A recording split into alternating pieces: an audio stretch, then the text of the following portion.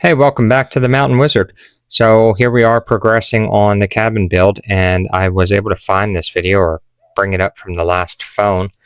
I thought that it had overheated and not recorded, but turns out it was there. So here's how I put on the beams. They're just the 2x10s. I got them set on some screws that I put on those 4x4 posts, and then I'm able to set them and adjust them with the level and use the nail gun to seat them in place.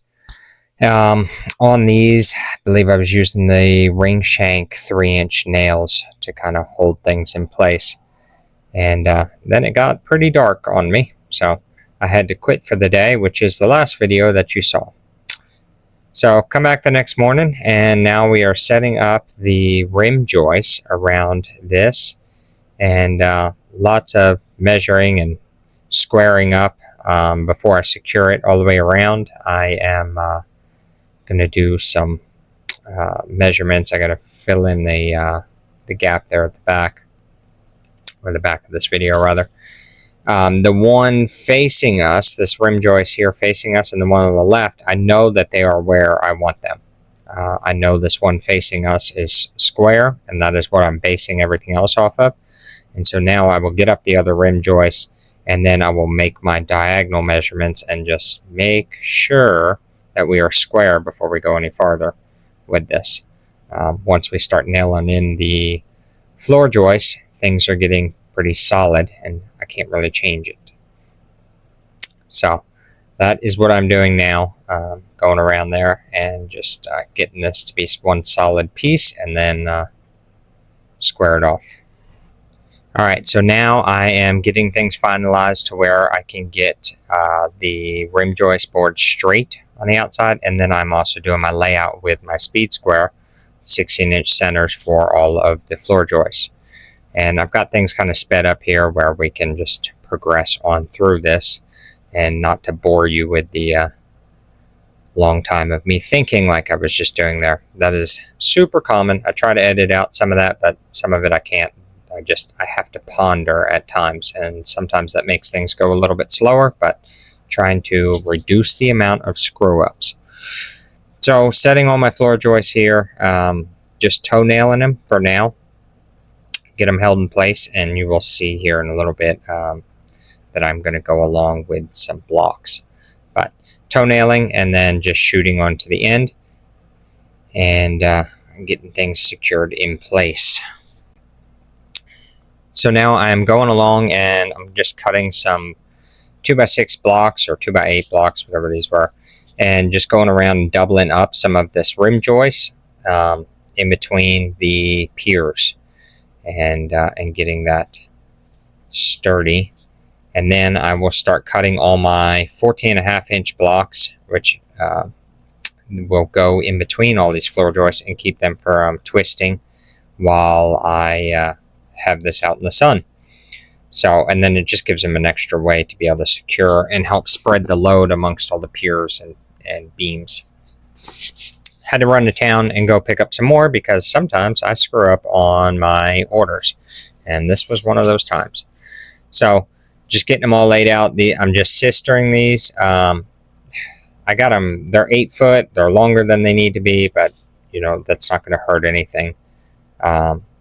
I couldn't get 24 foot when I went to go order these, and so you know, could have done things different and saved a little bit of money, but I didn't, and so here I am. Makes them easy when you're laying them together though, because you can just nail them, sister them together like that, and roll on with it. Again, just toe nailing them in place, and I had already marked my rim joist, so I knew where they needed to be. I was just holding to the opposite side of the line. So, no big deal there. And then I am going to, looks like I've got a little bit more here I'm filling in on the rim joist. And I've got some Simpson strong tie straps I'm going to put around this rim joist, hold them down to the beams all the way around. And I'm going to actually add some more than this here in just a little bit as well. I'll actually be doubling up these straps. Necessary? No, not really, but I feel like doing it anyways. I'm going to cut all these 14.5-inch blocks and go in between the floor joists again, and you're just doing this on every other one, and that way you can reach in between with the nail gun, and that helps spread the load there.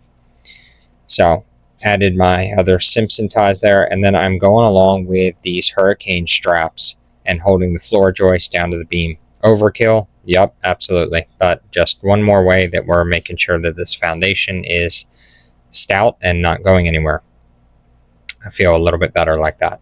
I also went and took some lag bolts. They are the ledger bolt screws, and that is what I put along. I put one in each 2x10 going into these beams. And now we're just laying out the flooring. I sped this up quite a bit, so that way you do not have to suffer through the whole thing. That's a wrap on the day. It is about 8 o'clock. I'm going to pick up tools. Ta-da! Floor joist got done today, and all the subfloor. So I think I'm going to call it. It is late enough in the day. I'll come back. I was shy just a little bit. I'm going to have to order one more subfloor to be able to fill that gap there. That way when I stand up my wall, it's fully supported. Batteries were giving me fits today with the heat, so I'm going to have to figure that out. Now that I'll have some shade underneath here, I'll set up a spot where I can charge my batteries and whatnot underneath the foundation. And yeah, we got it going on now. It's coming together. So I'll put together a lumber order for walls and the roof. And I have the material for the deck, so when I show up on Monday, I'll probably start laying out that. And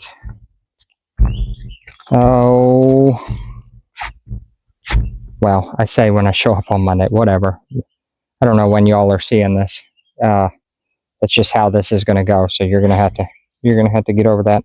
The next time that I come, I'm going to lay out the deck. How about that? That better?